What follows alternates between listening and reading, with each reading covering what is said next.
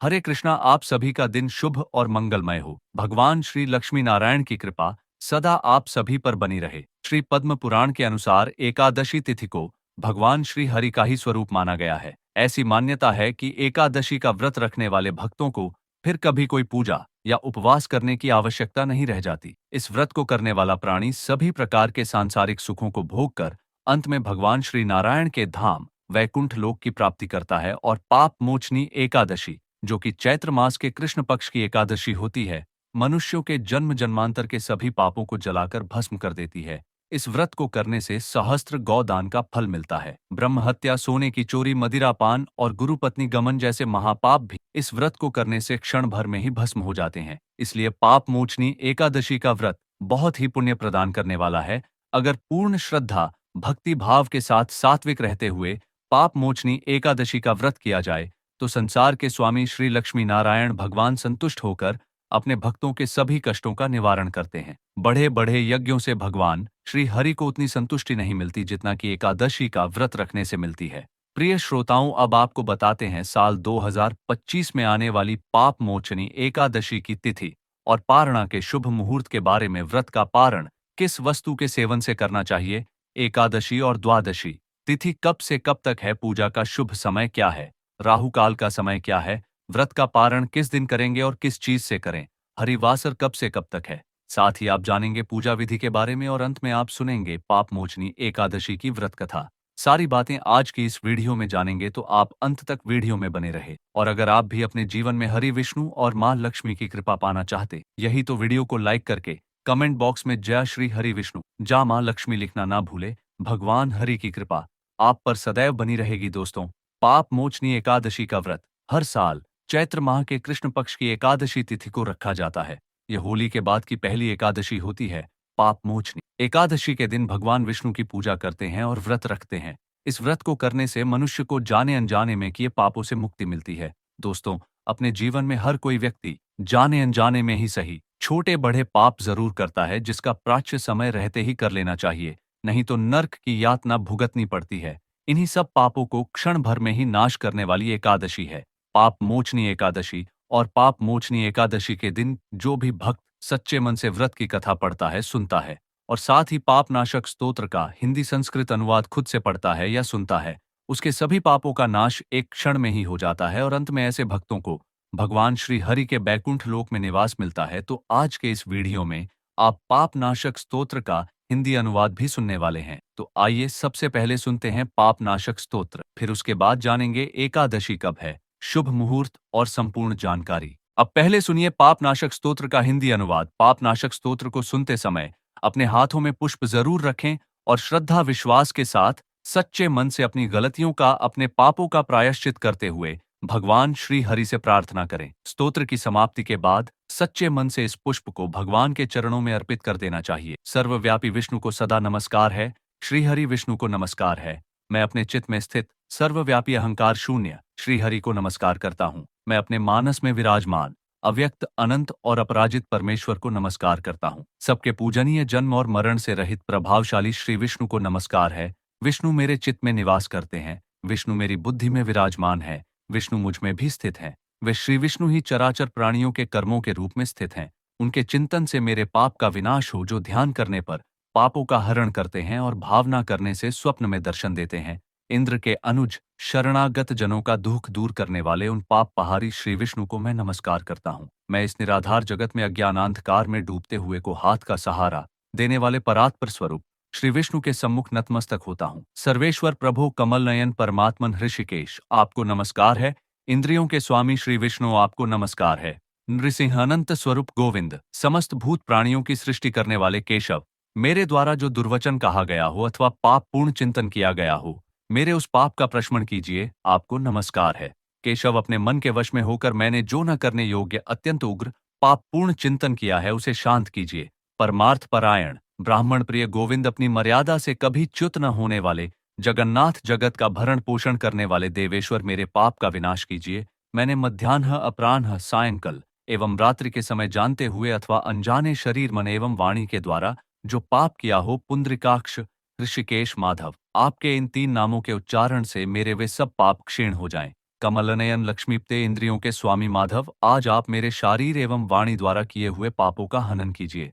आज मैंने खाते सोते, खड़े चलते अथवा जागते हुए मन, वाणी और शारीर से जो भी नीच योनि एवं नरक की प्राप्ति करने वाले सूक्ष्म अथवा स्थूल पाप किए हों, भगवान वासुदेव के नामोच्चारण से वे सब विनष्ट हो जाएं, जो पर ब्रह्म, परम धाम और परम पवित्र हैं। उन श्री विष्णु के संकीर्तन से मेरे पाप लुप्त हो जाएं, जिसको प्राप्त होकर ज्ञानी जन पुण्य लौट कर नहीं आते। जो गंध, स्पर्श आदि तन्मात्राओं से रहित है श्री विष्णु का, वह परम पद मेरे संपूर्ण पापों का शमन करे। जो भी मनुष्य पाप मोचनी एकादशी के दिन श्रद्धापूर्वक इस स्तोत्र का प्रथम अथवा श्रवण करता है, वह शरीर, मन और वाणी जनित समस्त पापों से छूट जाता है और समस्त पाप ग्रहों से मुक्त होकर भगवान श्री हरि के परम पद को प्राप्त हो जाता है। अब रसपान कीजिए। पाप मोचनी एकादशी की व्रत कथा काज। पाप मोचनी एकादशी की महिमा के बारे में स्वयं भगवान श्री कृष्ण ने धर्मराज युधिष्ठिर को बताया था। उन्होंने व्रत की कथा सुनाते हुए कहा, प्राचीन समय में चैत्र रथ नामक एक वन था। उसमें अप्सराएं किन्नरों के साथ विहार किया करती थीं। वहां सदैव वसंत का मौसम रहता था, अर्थात उस जगह सदा नाना प्रकार के पुष्प खिले रहते थे। कभी गंधर्व कन्याएं विहार किया करती थीं, कभी देवेंद्र अन्य देवताओं के साथ क्रीड़ा किया करते थे। उसी वन में मेधावी नाम के एक ऋषि भी तपस्या में लीन रहते थे। वे शिव भक्त थे। एक दिन मंजू घोषा नामक एक अप्सरा ने उनको मोहित कर उनकी निकटता का लाभ उठाने की चेष्टा की, इसलिए वह कुछ दूरी पर बैठ वीणा बजाकर मधुर स्वर में गाने लगी। उसी समय शिव भक्त महर्षि मेधावी को कामदेव भी जीतने का प्रयास करने लगे। कामदेव ने उस सुंदर अप्सरा के भ्रू का धनुष बनाया, कटाक्ष को उसकी प्रत्यंछा बनाई और उसके नेत्रों को मंजू घोषा अप्सरा का सेनापति बनाया। इस तरह कामदेव अपने शत्रु भक्त को जीतने को तैयार हुआ। उस समय महर्षि मेधावी भी युवावस्था में थे और काफी हृष्ट-पुष्ट थे। उन्होंने यज्ञोपवीत तथा दंड धारण कर रखा था। वे दूसरे कामदेव के समान प्रतीत हो रहे थे। उस मुनि को देखकर कामदेव के वश में हुई मंजू घोषा ने धीरे धीरे मधुर वाणी से वीणा पर गायन शुरू किया, तो महर्षि मेधावी भी मंजू घोषा के मधुर गाने पर तथा उसके सौंदर्य पर मोहित हो गए। वह अप्सरा मेधावी मुनि को कामदेव से पीड़ित जानकर उनसे आलिंगन करने लगी। महर्षि मेधावी उसके सौंदर्य पर मोहित होकर शिव रहस्य को भूल गए और काम के वशीभूत होकर उसके साथ रमण करने लगे। काम के वशीभूत होने के कारण मुनि को उस समय दिन रात का कुछ भी ज्ञान न रहा और काफी समय तक वे रमण करते रहे। तदुपरांत मंजू घोषा उस मुनि से बोली, हे राजशिवर, अब मुझे बहुत समय हो गया है, अतः स्वर्ग जाने की आज्ञा दीजिए।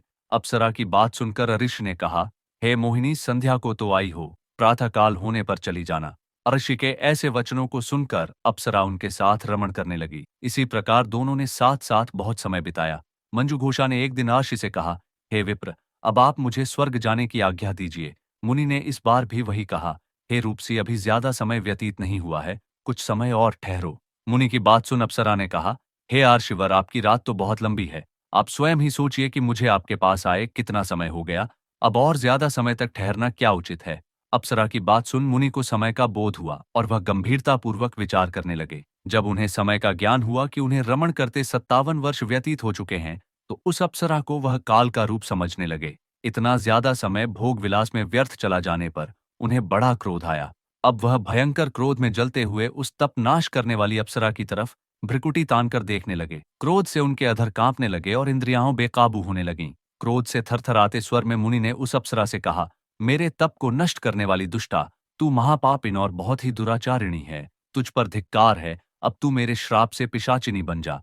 मुनि के क्रोधयुक्त श्राप से वह अप्सरा पिशाचिनी बन गई। यह देख वह व्यथित होकर बोली, हे ऋषिवर, अब मुझ पर क्रोध त्याग कर प्रसन्न होइए और कृपा करके बताइए कि इस शाप का निवारण किस प्रकार होगा। विद्वानों ने कहा है, साधुओं की संगत अच्छा फल देने वाली होती है और आपके साथ तो मेरे बहुत वर्ष व्यतीत हुए हैं, अतः अब आप मुझ पर प्रसन्न हो जाइए, अन्यथा लोग कहेंगे कि एक पुण्य आत्मा के साथ रहने पर मंजू घोषा को पिशाचिनी बनना पड़ा।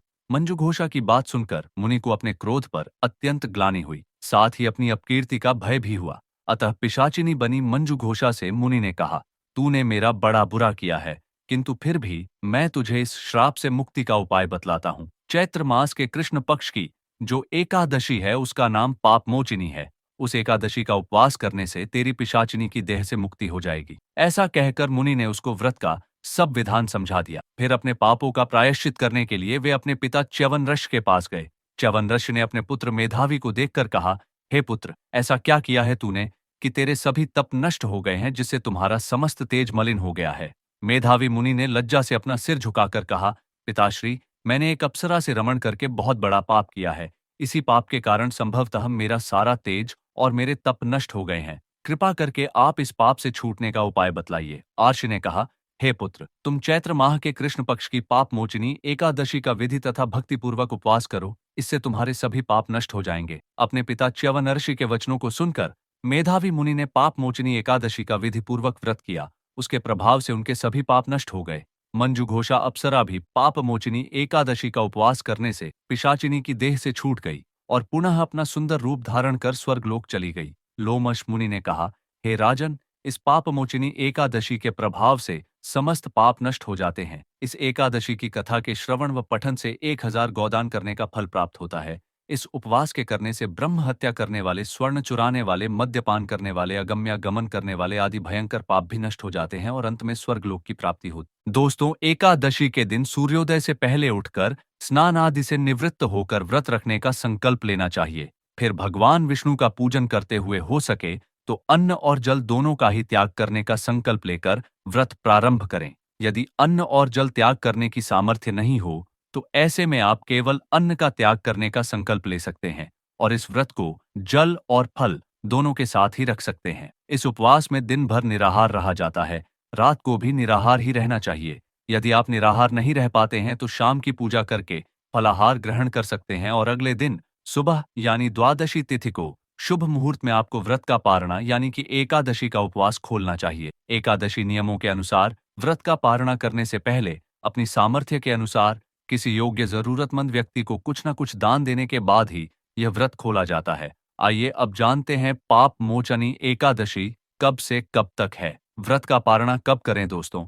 इस बार साल 2025 में चैत्र माह के कृष्ण पक्ष की एकादशी तिथि 25 मार्च को सुबह 5:05 पर शुरू होगी और 26 मार्च को देर रात 3:45 पर समाप्त होगी। सनातन धर्म में उदया तिथि मान्य है, इसके लिए 25 मार्च को पापमोचनी एकादशी मनाई जाएगी। वहीं वैष्णव जन 26 मार्च को पापमोचनी एकादशी मनाएंगे। आप एकादशी का उपवास जब भी रखते हैं उसे ठीक एक दिन पहले दशमी तिथि के नियमों का पालन करते हुए तुलसी पत्र भी तोड़ लेनी चाहिए और तुलसी जी में जल भी अर्पित करना चाहिए।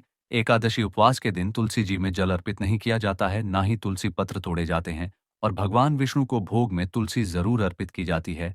इसलिए आप दशमी तिथि को ही हर हाल में तुलसी पत्र तोड़कर रख लें। पाप मोचनी एकादशी 2025 पारण समय 26 मार्च के दिन किया जाएगा। 26 मार्च को दोपहर 1:41 से लेकर शाम 4:08 के मध्य साधक स्नान ध्यान कर विधि विधान से लक्ष्मी नारायण की पूजा करें। इसके बाद अन्न का दान कर एकादशी का पारण करें। दशमी तिथि को किया गया भोजन सात्विक होना चाहिए। दशमी तिथि के सूर्यास्त के बाद अन्न ग्रहण नहीं किया जाता है। मन में धारणा करके सोएं कि अगले दिन आप एकादशी का उपवास रखेंगे। फिर एकादशी के दिन सुबह सूर्योदय से पहले उठकर स्नान करें। भगवान विष्णु के समक्ष बैठकर व्रत का संकल्प ले पूजा करें और आरती भगवान को भोग लगाएं। व्रत की कथा पढ़े सुने दिन भर उपवास रखें। शाम को यदि आप निराहार नहीं रह सकते तो एक समय में फलाहार ग्रहण कर सकते हैं। इस व्रत में आप दिन में भरपूर मात्रा में जल का सेवन कर सकते हैं और द्वादशी तिथि को शुभ मुहूर्त में आप अपना व्रत खोल लें। एकादशी के दिन चावल और चावल से बनी वस्तुओं का त्याग करना चाहिए। एकादशी के दिन चावल का दान भी नहीं करना चाहिए। भगवान विष्णु को अक्षत भी अर्पित नहीं किए जाते हैं। घर में शुद्ध सात्विक भोजन बनना चाहिए। नाखून, बाल इत्यादि नहीं काटने चाहिए और व्रत का पारणा करते समय तुलसी पत्र और जल से व्रत का पारणा यानी कि एकादशी का उपवास खोलना चाहिए। इनके अलावा मौसमी फलों के सेवन से या शुद्ध सात्विक भोजन से भी आप व्रत खोल सकते हैं। पाप मोचनी एकादशी के दिन करें। ये उपाय आज के दिन एक कच्चा जटा वाला नारियल और 8 बादाम लेकर भगवान विष्णु को अर्पित करने से धन प्राप्ति के योग बनते हैं। 11 गोमती चक्र, 3 छोटे एकाक्षी नारियल की धूप दीप से पूजा करने के बाद इसे एक पीले रंग के कपड़े में बांधकर तिजोरी में रखने से धन के भंडार भरने लगते हैं। आज के दिन एक गोमती चक्र के उपाय बहुत लाभकारी होते हैं। इसके लिए पाप मोचनी एकादशी की शाम को घर के बाहर खाली पड़ी जगह पर जाकर एक गड्ढा खोदें और श्री विष्णु का नाम लेते हुए गोमती चक्र को उस गड्ढे में ढालकर दबा दें। इसके बाद भगवान विष्णु की आराधना करें। इससे फंसा हुआ धन वापस मिल जाता है। आर्थिक तंगी से परेशान है तो आज के दिन एक छोटा सा पीला कपड़ा और 11 गोमती चक्र लें। उस पीले कपड़े को मंदिर में मां लक्ष्मी के आगे रखें और उस पर एक एक गोमती चक्र रखते हुए ओम नारायणाय नमः मंत्र का जाप करते जाएं। अब विधि पूर्वक श्री विष्णु, मां लक्ष्मी और इन गोमती चक्र की पूजा करें। इससे घर में धन का आगमन होने लगता है। आज के दिन भगवान विष्णु के मंत्र ओम नारायणाय नमः का कम से कम एक माला जाप करें। जाप के बाद भगवान से दोनों हाथ जोड़कर अपनी समस्या दूर करने की प्रार्थना करें और पीपल की जड़ में जल चढ़ाएं। ऐसा करने से विष्णु भगवान प्रसन्न होते हैं और मनोकामनाओं की पूर्ति होती है। पाप मोचनी एकादशी के दिन एक कच्चा नारियल और 8 बादाम लेकर भगवान विष्णु के मंदिर में जाकर चढ़ाने से जल्द इच्छाओं की पूर्ति होती है। इस उपाय को करने से कारोबार में तरक्की के योग्य बनते हैं। इस एकादशी के दिन भगवान विष्णु की विधि विधान से पूजा करें और रात के समय 9 बत्तियों का दीपक जलाएं। इसे रात भर जलने दें। इस उपाय को करने से भगवान विष्णु के साथ मां लक्ष्मी प्रसन्न होती हैं और धन लाभ होता है। तो दोस्तों, यह थी पाप मोचनी एकादशी से जुड़ी सभी महत्वपूर्ण जानकारियां और उपाय जिनको आपको इस बार जरूर करना चाहिए। तो दोस्तों, आपको जानकारी कैसी लगी हमें कमेंट में जरूर बताइएगा। वीडियो अच्छा लगा हो तो वीडियो को लाइक, शेयर और चैनल को सब्सक्राइब करना ना भूलिएगा। आप सभी के मंगल की कामना करते हुए मिलते हैं अगली वीडियो में। धन्यवाद। जय श्री हरि विष्णु, जय मां लक्ष्मी, जय श्री राम, हर हर हर महादेव।